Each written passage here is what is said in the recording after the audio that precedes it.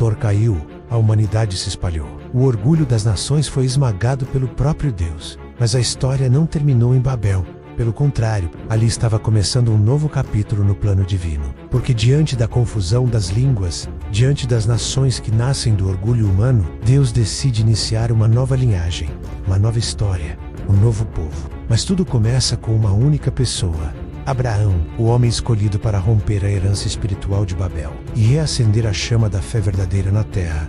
Seja bem-vindo ao episódio 5 da nossa série, Os Mistérios Revelados do Antigo Testamento. Prepare-se, porque Abraão não é apenas um personagem histórico, ele é o anti-Babel, o homem que Deus usa para recomeçar o plano da redenção. Depois que Deus confunde as línguas, a humanidade se dispersa rapidamente pelo mundo. Esse novo mundo, o mundo pós-Babel, é marcado pelo surgimento das primeiras nações, mas também por uma profunda escuridão espiritual. A adoração aos astros, cultos pagãos e lideranças humanas corrompidas começaram a se espalhar por toda a terra. O pecado se alastrava entre os descendentes de Sem, Cam e Jafé.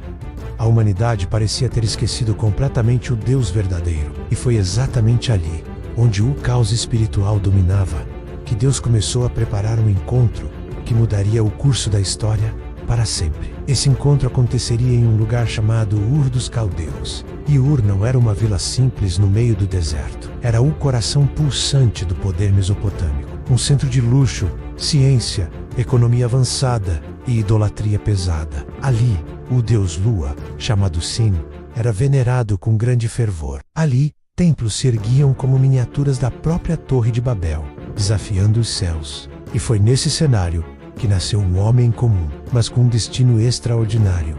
Abrão, filho de Terá. Segundo a tradição judaica, a própria família de Abrão fabricava e vendia ídolos. Ele vivia num ambiente completamente dominado pela religião pagã, pela superstição e pelo orgulho humano. E justamente ali, no meio do epicentro da idolatria, Deus fala, sem aviso, sem explicações detalhadas, sem um mapa. Deus aparece a Abrão e diz uma das frases mais radicais e revolucionárias de toda a história: sai da tua terra, da tua parentela, da casa de teu pai, e vai para a terra que eu te mostrarei.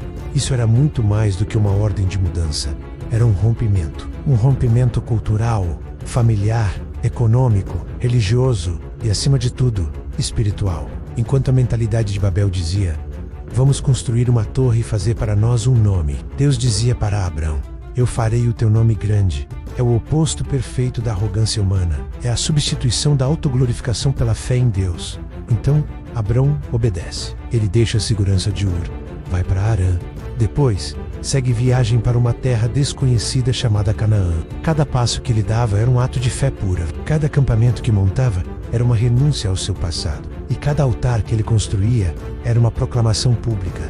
Eu sigo o Deus que Babel rejeitou. Enquanto as grandes nações da terra se organizavam, enquanto os filhos de Cam tomavam territórios, enquanto impérios como o Egito e a Babilônia surgiam, Abraão caminhava como um peregrino, um estrangeiro na terra. Mas nas mãos dele, naquele homem solitário, estava o futuro da fé e o destino de toda a humanidade. E aqui está uma das diferenças mais poderosas entre Babel e Abraão. Babel ergueu uma torre de tijolos para tentar alcançar os céus com as próprias mãos. Abraão erguia altares de pedra para que o céu descesse até ele, em cada local importante onde ele passava, como Siquém, Betel e o Negueb. Abraão construía altares simples, mas carregados de um significado espiritual profundo. Onde Babel buscava glória, Abraão buscava a presença de Deus.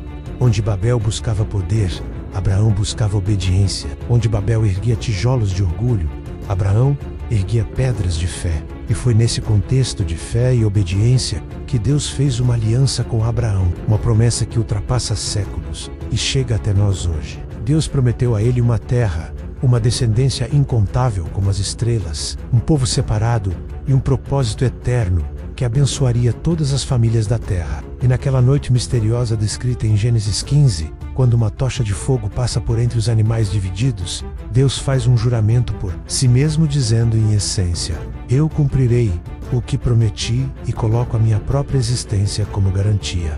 Esse é o momento que marca o nascimento formal das promessas messiânicas, a linhagem pela qual o Redentor viria ao mundo. Percebe a grandeza disso? Abraão não é apenas o pai da fé, Ele é a resposta de Deus à confusão das nações. Ele é o contra-ataque divino ao orgulho humano que construiu Babel. Ele é o reinício de uma linhagem espiritual pura no meio de um mundo idólatra. Abraão é o ponto de partida para a redenção futura da humanidade. Enquanto Babel afastou o mundo de Deus, Abraão se tornou o canal para trazer Deus de volta ao mundo. Ele foi o homem que rompeu a herança de Babel. Mas a história de Abraão está apenas começando. Ele foi chamado. Ele recebeu as promessas. Ele rompeu com seu passado. Mas antes de ver a promessa se cumprir, ele enfrentará guerras contra reis poderosos, alianças perigosas, fome, dúvidas e momentos de crise espiritual profunda. E é exatamente isso que veremos no próximo episódio, onde vamos revelar algo absolutamente impressionante. A Guerra dos Reis. Quando Deus intervém na história para defender Abraão, você vai descobrir por que 4 grandes impérios se levantaram contra as cidades do vale. Como essa guerra escondia uma ameaça espiritual direta às promessas de Deus e o mistério do personagem mais intrigante de todo o Antigo Testamento, Melquizade, o rei e sacerdote que aparece do nada e muda tudo. Comente agora aqui embaixo. Eu quero o episódio 6. E não se esqueça de se inscrever, porque estamos reconstruindo a história bíblica como poucos já viram. E cada episódio revela uma parte do plano oculto de Deus através das eras.